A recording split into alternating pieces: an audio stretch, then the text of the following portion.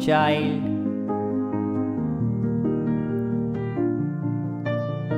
Assess your life and situation. Identify what changes you need to make in order to bring more peace, happiness, and abundance into your life. Then make those changes.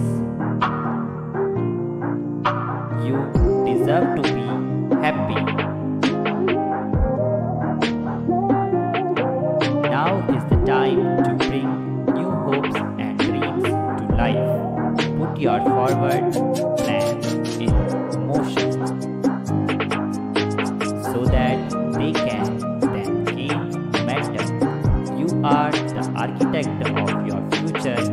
Make it a beautiful one. No matter where you are now, try to remain optimistic about your future. Everything can change and turn around in a second. Where you are now will not be where you are forever.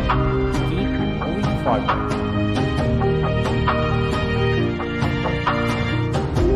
Stop putting so much pressure on yourself. You are doing the best you can. And that is so much more than enough. Nobody has walked in your shoes,